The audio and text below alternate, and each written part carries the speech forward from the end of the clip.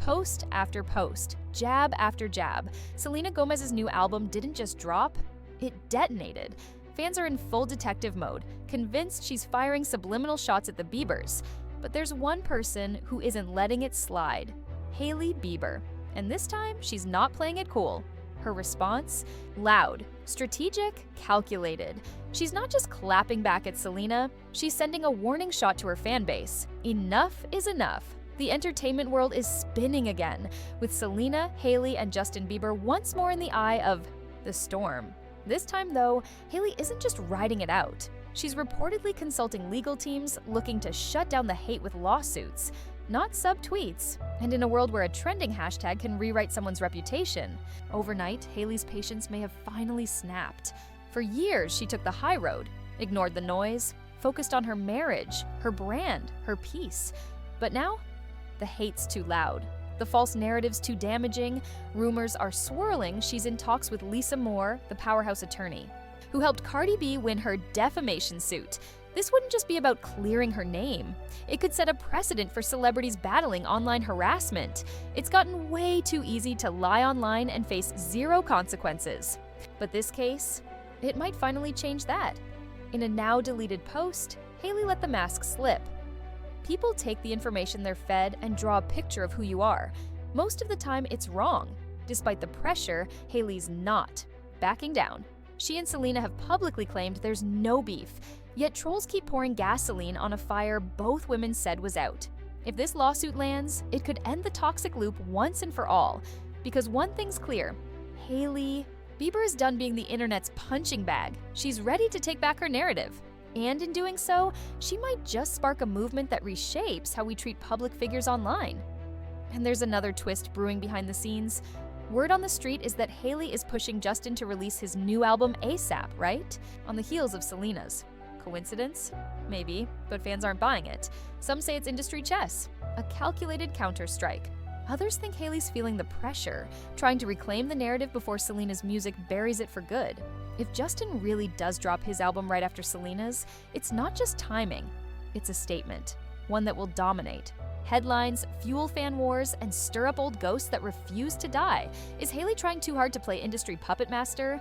Critics say she should stop orbiting Selena's every move and focus on carving out her own lane, a path not defined by comparisons, clapbacks, or cryptic captions. Let's be real, Justin and Hailey getting dragged into drama is nothing new. Justin's often painted as the impulsive superstar with mood swings, while Hailey's portrayed as the poised one who absorbs the fallout. Meanwhile, Selena and Benny Blanco, unbothered, in love, focused, creating music without the circus. And yet, the media keeps throwing them all in the same blender. Given how everything ended between Justin and Selena, and how quickly he married Hailey, every lyric, every Instagram post, every whisper is now seen as coded, hidden messages, passive jabs. Take Justin's recent Instagram story. A seemingly innocent post turned into a social media earthquake. Just a few cryptic words, and suddenly, the internet was deep in speculation mode. Me behind my girlfriend after she makes me? Mad. The comments exploded. Some claimed it was a subtle dig at Hailey, others defended it as harmless. But one thing was clear: people were watching. Then came another post, a close-up of Justin's face, half covered in a white fleece hoodie. The caption: "I got anger issues too, but I want to grow and not react so much. SMH." And just like that, fans were spiraling again, concerned, intrigued, obsessively dissecting what it meant for his marriage. Justin and Hailey didn't address the rumors. No statement, no clarification, just silence.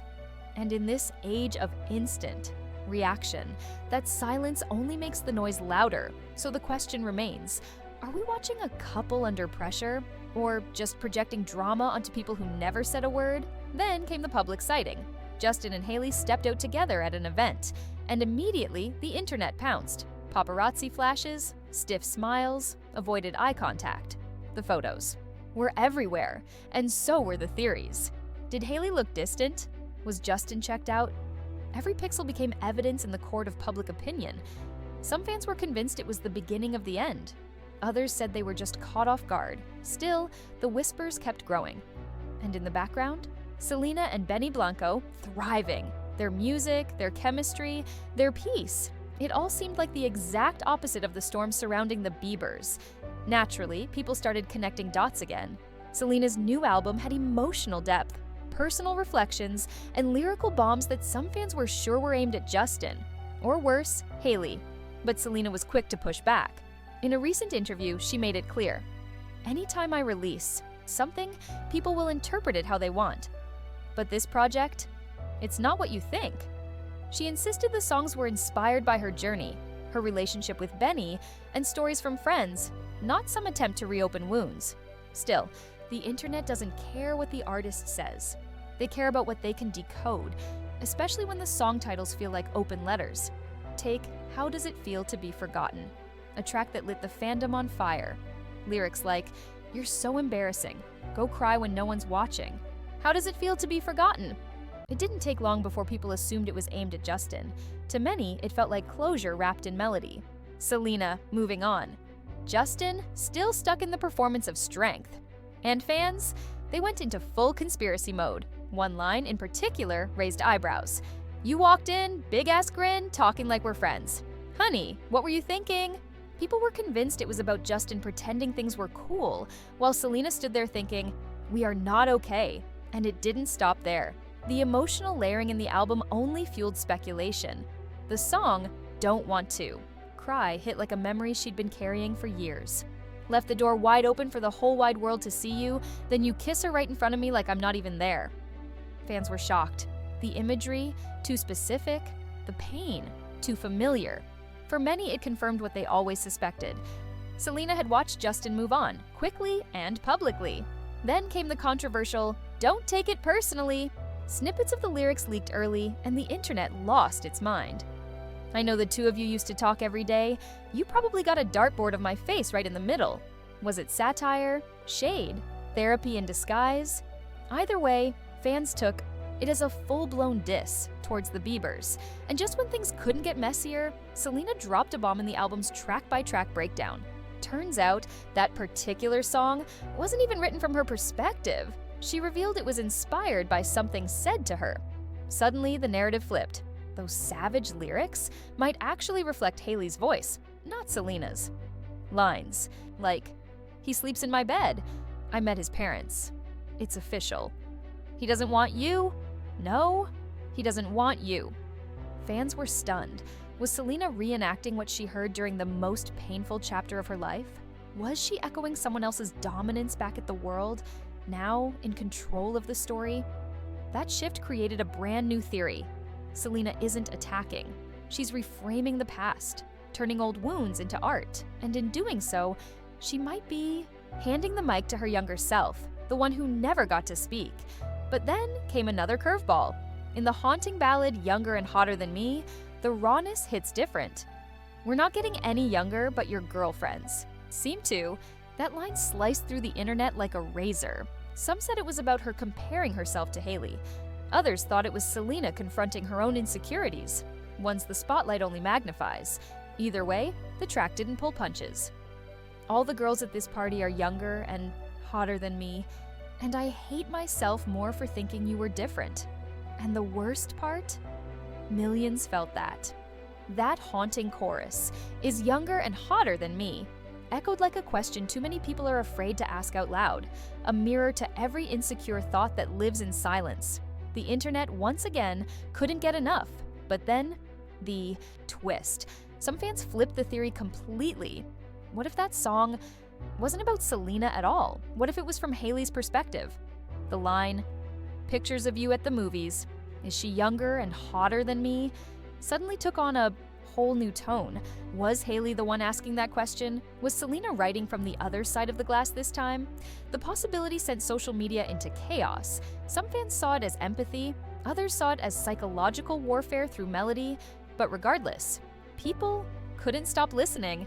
Then came the album's most pointed moment. "You said you were sorry." Selena doesn't name names. She doesn't have to. The lyrics drip with unresolved pain, regret, and disappointment. This isn't heartbreak. It's post-trauma reflection, the kind of hurt that lingers even after you've moved on. "Now I'm happy," and that's what hurts you the most. You said you were sorry, but you weren't. Fans immediately tied it to Bieber. His 2015 mega hit Sorry was widely believed to be about Selena. Now, this feels like her long-awaited response. Where? His song felt like charm and regret wrapped in a beat. Hers was cold truth and finality. It wasn't closure, it was a warning. Selena's always used music as a diary. But this time, it felt like a verbal exorcism. Like she was laying the past to rest publicly. One lyric at a time, and while her fanbase celebrated the bravery and vulnerability, critics weren't as forgiving. Some called the album too self-referential. Others questioned whether the constant callbacks to Bieber were helping her career or holding it back, and ironically, the very fans who resurrected.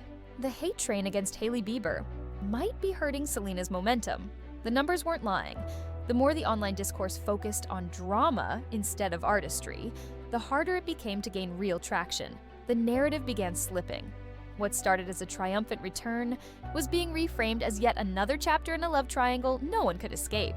And in the middle of it all, a shocking video series emerged, one that painted Hailey Bieber in a deeply controversial light. It came out of nowhere, a viral video series portraying Hailey Bieber as a stalker, obsessed with Selena, mimicking her style, and allegedly copying her public appearances. And the timing? Suspiciously perfect. The series dropped just as Selena's highly anticipated documentary premiered. The clips were spliced together with eerie precision. Outfits, hairstyles, interviews. To some, it was a harmless coincidence. To others, proof of an unhealthy fixation. The fan narrative practically wrote itself. Selena, the original. Hailey, the imitator. Was the video meant to support Selena? Was it a fan-made distraction? Or worse, a strategic PR move? Speculation exploded. Some believed it was an intentional deflection, shifting the spotlight from Selena's lyrical drama to a visual story where she reclaims victimhood. Others argued that it was just another example of how fandom obsession blurs into delusion. But regardless of the intent, the series dominated the internet, and with every view, the flames grew higher. Some fans fully committed to the obsession theory. To them, Hailey had always been the intruder, the replacement, the one who interrupted the fairy tale that was Justin and Selena. This narrative goes way back. From the early days of the Selena saga, fans saw Selena and Justin as soulmates, forever entangled, no matter the breakup count. So, when Justin married Hailey just months after splitting with Selena for the final time, it shattered the illusion. The speed of that engagement? Too fast. Too final. Too strategic. At least, that's how it looked to fans who were already emotionally invested in the Selena story. Critics pointed to Hailey's past admiration for Justin and for his relationship with Selena as signs of a long-standing fixation, a slow-motion pursuit, a role she had studied before stepping into. And then there was the digital trail. Fans dug up years of Hailey's likes, follows, and comments related to Selena. Every post was seen as a clue. Every overlap in style, a smoking gun, fashion choices, nail designs, even interviews. Fans swore they saw patterns, copy-paste moments of mimicry that went beyond coincidence, and the most damning accusations that Hailey had shaded Selena through cryptic captions and passive-aggressive social media moves. Suddenly, Hailey wasn't just seen as the third corner in a triangle. She was cast as the villain, strategic, petty, and quietly competitive. All while Selena maintained her calm, soft-spoken composure. As the videos continued gaining traction, the internet's moral lines blurred. Was this just fandom chaos or outright harassment? Regardless, the impact was real. Hailey was getting booed. At public events, social media flooded with hashtags like Dumber Team Selena and I'm Hailey exposed. And the more she tried to remain composed, the more people painted her as cold, calculated, fake.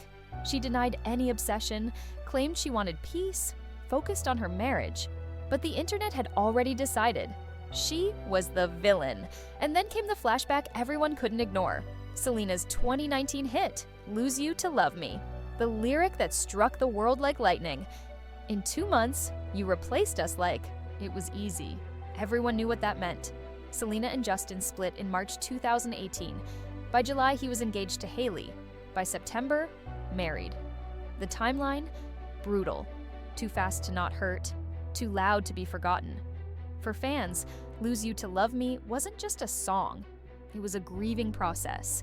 In public, set to a piano. And now, with this new album, the wounds felt reopened, not just for Selena, but for everyone who had ever watched the Selena saga like it was their own personal soap opera. So the narrative reignited. Is Selena still hung up on Justin? Is Hailey obsessed with Selena? Is Justin stuck in the middle of two women who never stopped fighting for the same emotional territory? That's when a darker theory emerged. Some fans suggested the hate train against Hailey wasn't organic. They pointed fingers at Scooter Braun, Justin's longtime manager with a shady rep and a history of playing PR chess. Could the wave of negativity be a smokescreen, a strategy to distract from Justin's behavior, or even a twisted form of media? Manipulation to stir hype around Selena's album and documentary? Scooter's past made it plausible. He'd been accused of pulling strings before, of controlling narratives, weaponizing fandoms, and spinning headlines to his advantage. But regardless of who lit the match, the fire kept burning, and everyone involved was feeling the heat. But the person feeling the heat the most? Selena Gomez herself, because for all the theories, all the drama, and all the emotional decoding, there's one truth no one can deny. Selena has never fully escaped the Selena legacy. Not in the media, not in her music, not in the minds of millions who still treat that love story as unfinished business. Every move she makes is dissected through that lens. Every song becomes a message. Every silence becomes a signal. And every time she tries to move forward, the internet drags her back into the past. What's more, that scrutiny has become so powerful, it's created a kind of emotional echo chamber, where even when Selena tries to close a chapter, the world insists on keeping it open. Because in that triangle, people don't want peace. They want drama, they want winners and losers. They want to feel something, even if it's rooted in a fantasy they created themselves. And in that environment, no one gets to be human. Selena is forever cast as the broken heart. Hailey is the villainous replacement. Justin, the emotionally unavailable man-child stuck between two extremes. It's a script no one asked for, but one the public refuses to stop watching. Selena has tried to clarify her music, her intent, her peace. She's told the world she's moved on. She's embraced mental health, calm aesthetics, and a soft life mantra that celebrates peace over pain. But even that has been weaponized. Critics say it's performative. Fans say it's healing. The truth? It doesn't matter anymore, because the story isn't hers alone. It's public property, and that's the dark irony. What began as love became heartbreak. What became heartbreak became art, and what became art has now become ammunition. Because no matter what Selena releases, an album, a documentary, a post, it will always be interpreted through a lens shaped by obsession, heartbreak, and nostalgia. And maybe that's why this latest album feels more like a confession booth than a comeback.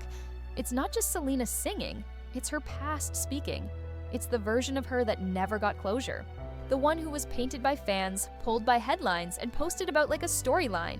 In the end, we don't know if the songs were for Justin, about Hailey, or inspired by someone entirely different.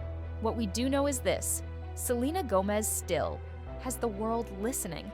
And even if the narrative refuses to let her go, she's no longer trying to explain it. She's just telling her story and letting the world make of it what they will.